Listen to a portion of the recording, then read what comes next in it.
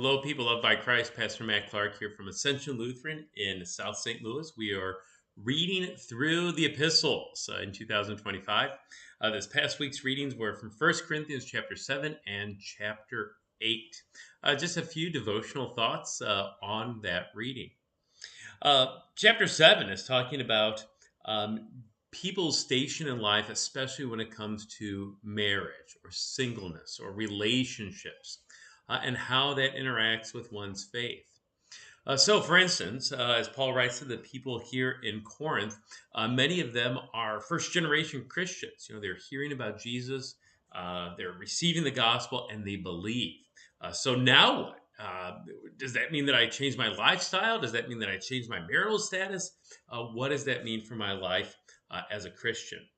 And Paul writes this. He writes this in verse 17 of chapter 7. Only let each person lead the life that the Lord has assigned to him, to which God has called him.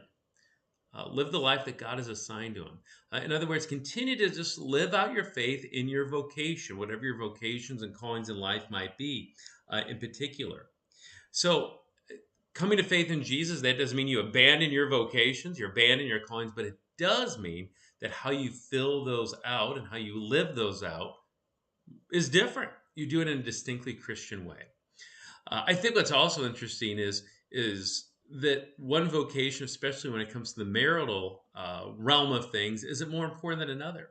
To be single, to be married with children, without children. It's not like one is holier or more important.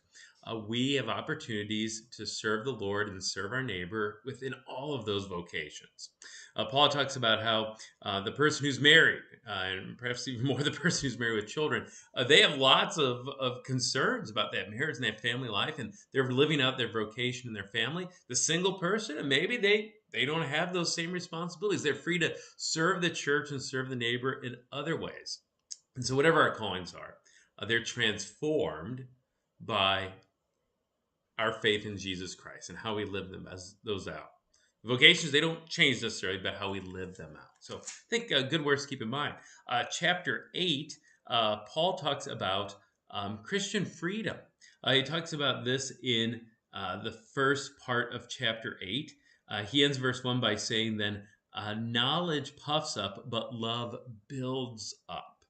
So, in other words, when it comes to knowledge about who God is, when it comes to knowledge about the scriptures and God's word, we don't want to just grow in knowledge of the Bible for the sake of knowing more, as wonderful as that might be and as fun as that might be to learn more about the scriptures.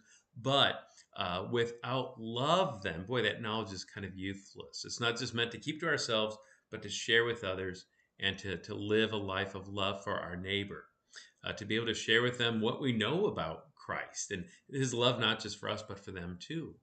And so then that also shapes then how we live out our Christian lives. And so, yes, we do have the freedom to do certain things.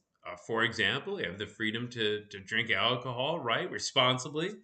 In addition to Ted Drew's frozen custard, I enjoy a beer every once in a while or a bourbon.